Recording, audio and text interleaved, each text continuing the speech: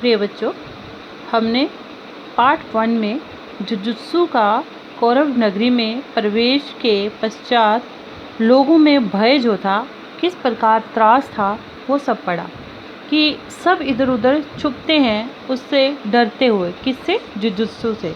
Jujutsu कौन है बच्चों? ये कौरव जो थे, धृतराष्ट्र राजा और गांधारी के पुत्र जुजुत्सु, जो कि धर्म की तरफ से, सत्य की तरफ से जिसने युद्ध लड़ा था।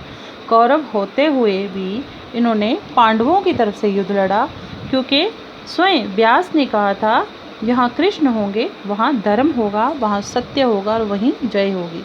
इसी कारण जुजुत्सु ने पांडवों का पक्ष लिया था।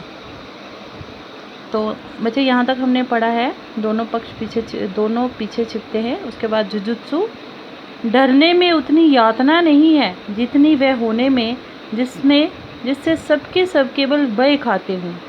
वैसा ही मैं हूँ आज।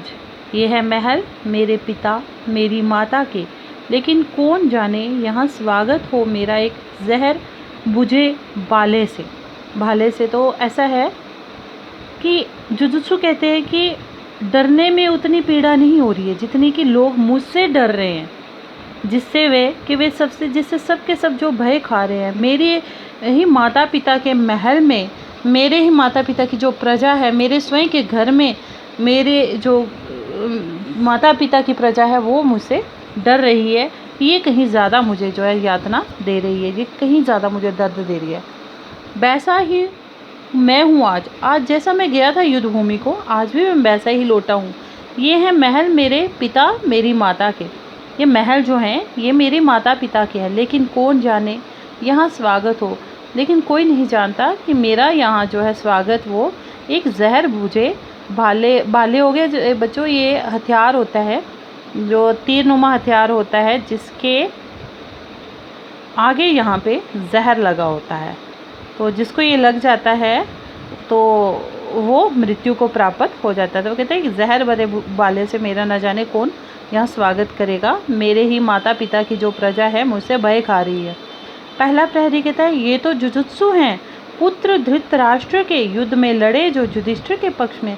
अरे जिसे हम दैत्य का नरभक्षी गिद्ध समझ रहे हैं, ये तो जुजुत्सु है जो कि धृतराष्ट्र का पुत्र है और जो युधिष्ठिर यानी कि पांडवों की तरफ से सत्य के पक्ष, धर्म के पक्ष में युद्ध लड़े थे।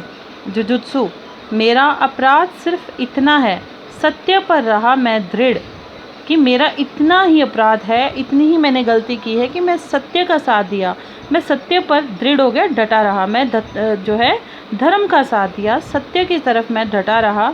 द्रोण भीम सबके सब महारथी नहीं जा सके दुर्योधन के विरुद्ध, फिर भी मैंने कहा पक्ष में असत्य का नहीं लूँगा। मैं भी हूँ कौरव, पर सत्य बड़ा है कौरव वंश से। कि जहाँ देखा जाए गुरु द्रोण भीष्म सब जो महारथी थे बड़े बड़े, ये सब जानते थे कि जो पांडव हैं वो धर्म की तरफ हैं, सत्य की तरफ हैं, और कौरव जो है वो अधर्म की तरफ है, असत्य की तरफ है। लेकिन वो भी इतना बड़ा जो है फैसला नहीं ले पाए, इतना बड़ा जो निर्णय नहीं ले पाए कि वो भी जो है असत्य का साथ जो है नहीं देंगे। लेकिन मैं अकेला जो था कौरवों के पक्ष से, जो पांडवों की तरफ से युद्ध लड़ा था, कौरव होते हुए भी पांडवों के पक्ष से युद्ध लड़ा था। दुर्योधन के विरुद्ध, अपने ही भाई दुर्योधन के विरुद्ध फिर भी मैंने ये कहा था कि पक्ष में, कि मैंने ये नहीं देखा कि मेरे भाई कहाँ हैं, पांडव कौन है, कौरव कौन है। मैंने केवल ये देखा कि जहाँ असत्य होगा मैं उनका साथ नहीं दूंगा, मैं सत्य का साथ दूंगा, पक्ष में असत्य का नहीं लूँगा। मैं भी हूँ कौरव, कि मैं भी कौरव हूँ दुर्योधन की तरह, लेकिन मैं असत्य का साथ नहीं दूंगा, अधर्म का साथ नहीं दूंगा। पर सत्य बड़ा है कौरव वंश से। मेरे लिए कौरव वंश से, कौरव परिवार से सत्य जो था वो बड़ा है। तो दूसरा प्रहरी कहता है निश्चय जुजुत्सु हैं, लगता है लौटे हैं घायल सेना के साथ। हाँ, यकीनन ये जुजुत्सु ही हैं। लगता है अभी अभी ये घायल सेना के साथ जो है, जो कौरव नगरी को कुरुक्षेत्र से घायल हुई युद्ध के उपरांत सेना है उसके साथ ये भी लौट कर आए हैं। जुजुत्सु कहते हैं मैं भी सह लेता यदि सब उच्छृंखलता दुर्योधन की, आज मुझे इतनी घृणा तो न मिलती अपने ही परिवार में। माता खड़ी होती बाँह फैलाए, चाहे पराजित हो मेरा माथा होता, कि चाहे मैं भी दुर्योधन की सब उच्छृंखलता जो दुर्योधन चाहता था वो सब सहन कर लेता, जो दुर्योधन का पक्ष ले लेता, अधर्म की तरफ से युद्ध लड़ता, तो शायद आज मुझे इतनी नफरत अपने ही परिवार से ना मिलती। और मेरी माँ भी आज, अगर मैं हार कर भी वापस आता तो मेरी माँ जो है वो बाँह फैलाए, चाहे पराजित ही मेरा माथा होता, मेरे लिए हार लिए, मेरे लिए स्वागत करने को मेरी माता जो है बाँह फैलाए खड़ी होती। विदुर कहते हैं, आते हैं, ढूंढ रहा हूँ कब से तुमको जुजुत्सु वत्स, अच्छा किया तुम जो वापस चले आए। प्रहरी जाओ, जाकर माता गंधारी को सूचित करो, पुत्र शोक से पीड़ित माता तुम्हें पाकर शायद दुख भूल जाएं। विदुर कहते हैं, आते हुए कहते हैं कि मैं जुजुत्सु तुम्हें ढूंढ रहा था। तो वहाँ वत्स की प्रहरी को बोलते हैं कि अच्छा कि तुम वापस चले आए वत्स, जुजुत्सु तुमने अच्छा। प्रहरी को बोलते हैं, जाओ माता गंधारी जो हैं उनको सूचना दो, जो अपने पुत्र शोक की, जो युद्ध भूमि में गए पुत्र मारे गए उनके शोक में हैं, तो वो पीड़ित हैं, दुखी हृदय में, शायद अपने जीवित बेटे जुजुत्सु को देखें तो तुम्हें देखकर अपने दुख को थोड़ा भूल जाएं। जुजुत्सु, पता नहीं मेरा मुख भी देखेंगी या नहीं। जुजुत्सु कहता है कि पता नहीं माता गंधारी जो हैं मेरा मुंह भी देखना पसंद करेंगी या नहीं, क्योंकि मैंने कौरव होते हुए पांडवों के पक्ष में युद्ध लड़ा था। विदुर कहते हैं, ऐसा मत कहो, कौरव पुत्रों की एक कलुषित कथा में एक तुम हो केवल, जिसका माथा गर्वोन्नत है। कि विदुर कहते हैं, हे जुजुत्सु, ऐसा मत कहो, जो कौरवों के पुत्र में जितने भी कलुषित होता है, अपवित्र होता है, लेकिन जो है कि जिनके कथा में जो भी कथा हुई है महाभारत की, जो कौरव पुत्र हारे, एक दर्दनाक हार हुई, एक शर्मनाक हार हुई और अधर्म का साथ दिया, उनमें केवल एक तुम ही हो जो इतिहास में, जिसका माथा जो है वो गर्व से गर्वोन्नत हो गया, गर्व से उन्नत रहेगा, जिसका माथा गर्व से तना हुआ होगा कि तुमने ही कौरवों के जो वंश में एक पुत्र है जिसने सत्य का रास्ता चुना। तो जुजुत्सु कहते हैं, कटुता से हंसकर, बड़ी कड़वाहट बड़ी हंसी हंसकर कहते हैं, इसीलिए देखकर मुझे आता बंद कर लिए पट नागरिकों ने। इसीलिए जब मैं वापस अपनी नगरी कौरव नगरी वापस आया तो सबने मुझे देखकर, पट होते हैं द्वार, दरवाजे, कि मुझे देखकर सब नागरिकों ने दरवाजे बंद कर दिए। और क्या कहा, सबने कहा वह मायावी, कि मैं एक जादूगर हूँ, शिशु बख्शी, बच्चों को मारने वाला हूँ, बच्चों को खाने वाला हूँ, दैत्याकार राक्षस जैसे आकार वाला हूँ, गिद्धबत, कि एक गिद्ध की तरह हूँ, मेरा आकार जो है एक गिद्ध जैसा है। ना जाने क्या क्या नामों से मुझे पुकारने लगे। तो इसीलिए आप कहते हो कि मेरा माथा गर्व से उन्नत है। विदुर कहते हैं, इस पर विषाद मत करो जुजुत्सु, विषाद होता है दुख, कि इस पर तुम दुख मत करो, तुम दुखी मत हो जुजुत्सु। अज्ञानी सब जो ये हैं, जो नगरवासी हैं, ये अज्ञानी हैं, इनको ज्ञान नहीं है सत्य क्या है, सत्य क्या है, भय में डूबे हुए हैं, ये डर में डूबे हुए हैं। साधारण लोगों से ये तो मिलता ही है सदा उन्हें, जो एक निश्चित परिपाटी से होकर पृथक अपने पथ अपने आप निर्धारित करते हैं। कि तुम क्यों चिंता करते हो, तुम क्यों दुखी होते हो, जिनके लिए तुम दुखी हो रहे हो वे तो अज्ञानी हैं, वे तो भय में डूबे हुए हैं। और ये साधारण लोग, इनसे तो ये सब सदा सदियों से, हमेशा से, सदा से हो गया, हमेशा से मिलता आया है। क्योंकि जब तुम एक निश्चित परिपाटी से अलग होकर अपना रास्ता चुनोगे तो ये सब तो अपने आप निर्धारित करते हैं, अपना पथ अपने आप निर्धारित करते हैं। उन सबको तो ये सब मिलता ही है कि जो सत्य का साथ देते हैं, जो धर्म का साथ देते हैं, उन्हें तो कड़वाहट सहन करनी ही पड़ती है।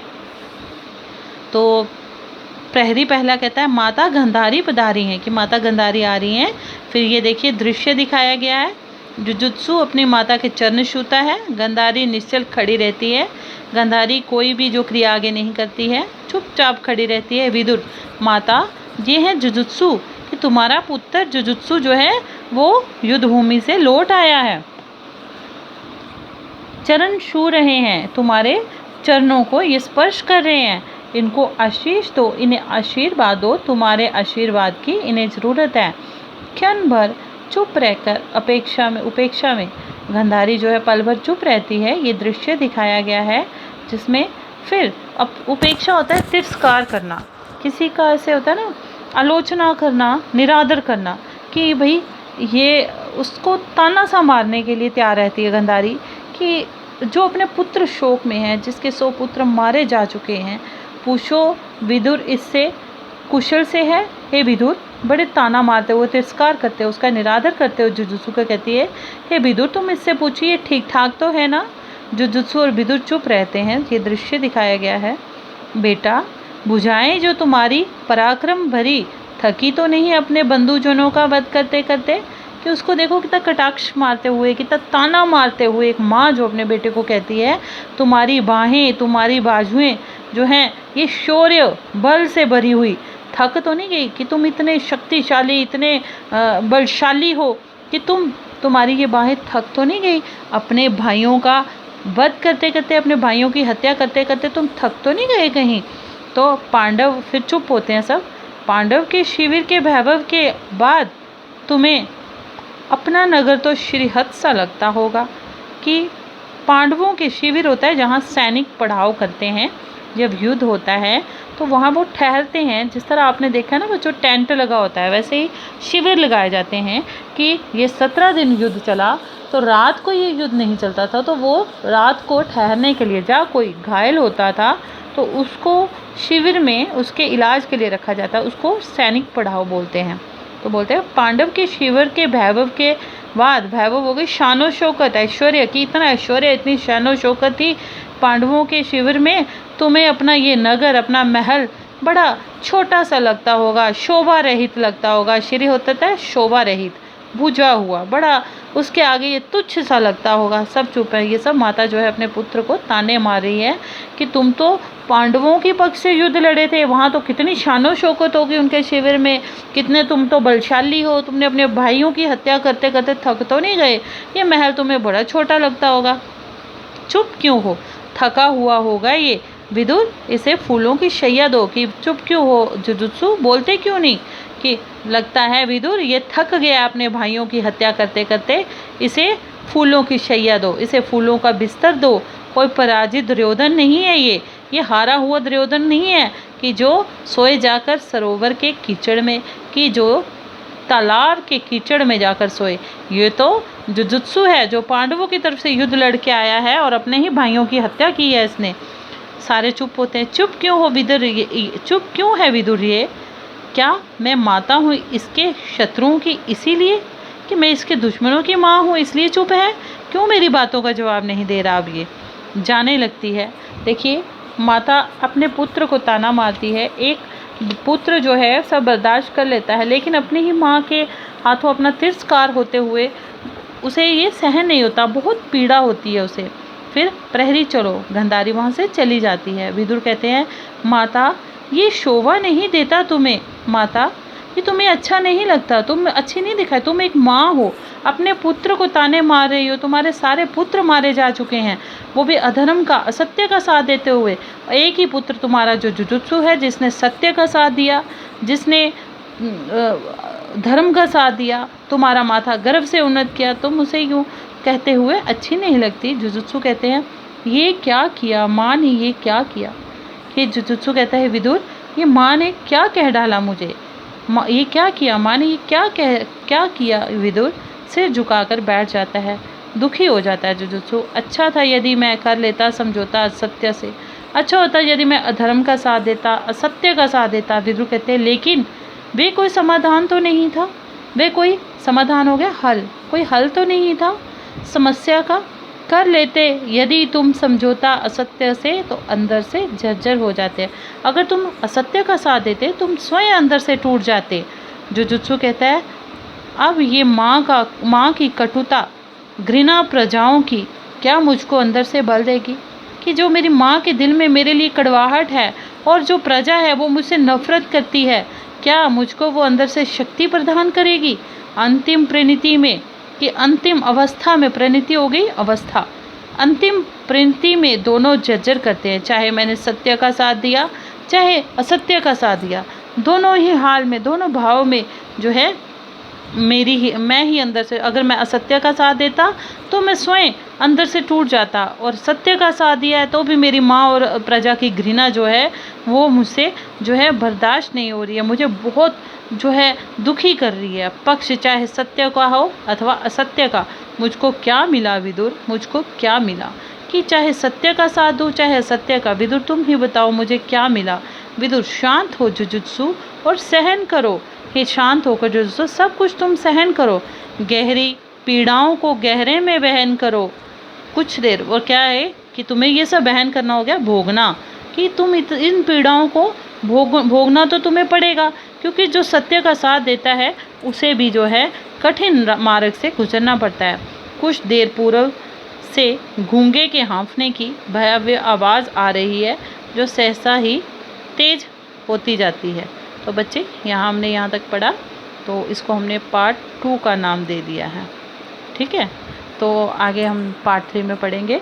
तो आप सभी बच्चों से मेरी निवेदन है कि आप मेरे YouTube चैनल को नीचे लिखा हुआ होगा सब्सक्राइब, उसको सब्सक्राइब करें। उसके साथ ही एक बेल बटन है, उसको बेल आइकॉन को दबाएं ताकि कोई भी नई वीडियो जो है वो आप तक आसानी से पहुंच सके।